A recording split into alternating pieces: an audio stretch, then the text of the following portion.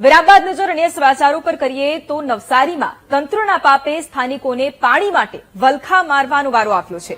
ગુરુવારે સાંજે સિલોટવાડ વિસ્તારની જૂની ટાંકી ઉતારતી વખતે નવસારીના અનેક વિસ્તારમાં પાણી પહોંચાડતી પાણીની લાઇન તૂટી ગઈ હતી, જેના કારણે 4 દિવસથી 10,000થી વધુ ઘરોમાં પાણી નથી પહોંચી શક્યું। બીજી તરફ મનપા પાસે માત્ર 2 જ ટેન્કર છે, જેના કારણે તમામ લોકો સુધી પાણી નથી પહોંચી શકતું। ત્યારે સત્વરે આ પાઇપલાઇનનું સમારકામ કરવામાં આવે તેવી સ્થાનિકો માંગ કરી રહ્યા છે।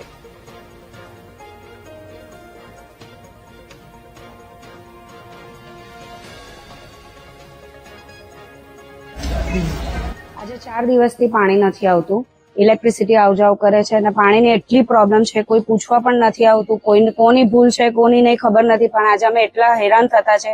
અમારા ઘરમાં ખાલી 2 લેડીઝ છે, આજે અમારે પાણી ક્યાંથી લાવવાની તકલીફ પડતી છે।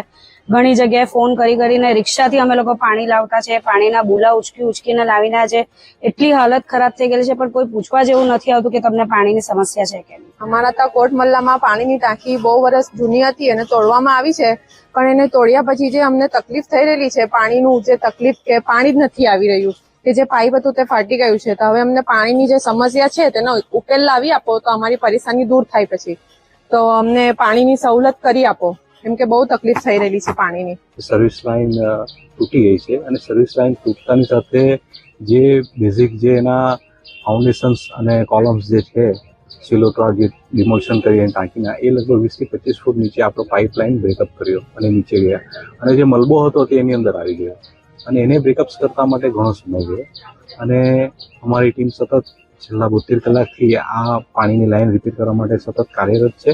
આ પાણીની લાઇન રિપેર કરીને આ શહેરીજનોને જે તકલીફ પડી છે અને એના માટે મહાનગરપાલિકા એના માટે ક્ષમા પણ માને છે અને આ કામગીરી મહાનગરપાલિકા તુરંત પૂર્ણ કરે એવી કટિબદ્ધતા સાથે કામ આજે પૂર્ણ કરીએ છીએ। તો તંત્રના પાપે નવસારી વાસીઓને હાલાકી ભોગવવાનો વારો આપ્યો છે, જેથી લોકો પણ રોષે ભરાયા છે।